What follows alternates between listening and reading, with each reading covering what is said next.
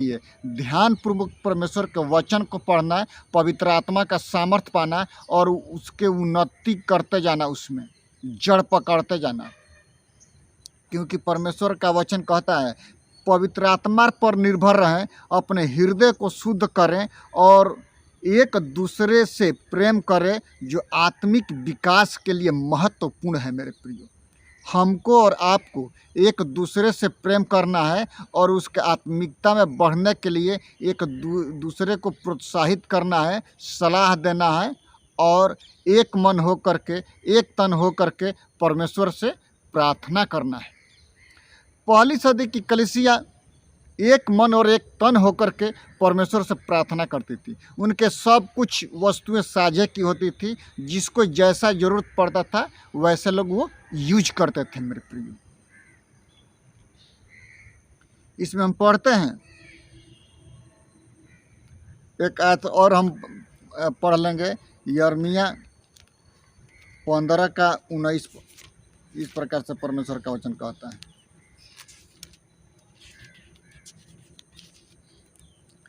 यह सुनकर यहोवा ने यूँ कहा, यदि तू फिरे।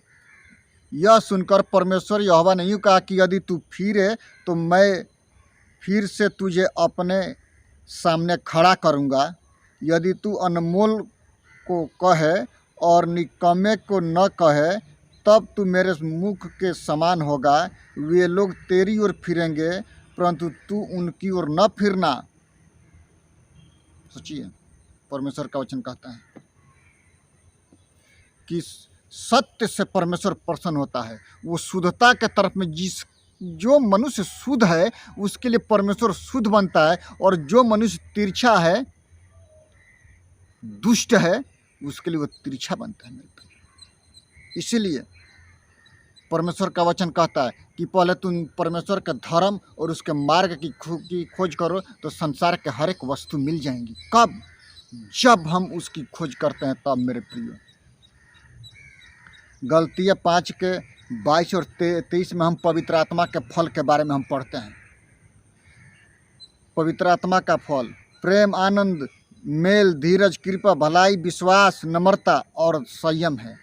प्रेम सबसे उत्तम है। मेरे प्रियो, प्रेम अनेक पापों को वो ढांप देता है।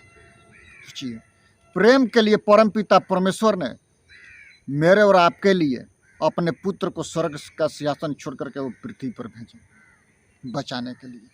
सोचिए, यीशु मसीह कहते हैं कि तू अपने सारे प्राण, अपनी सारी बुद्धि, अपनी सारी शक्ति के साथ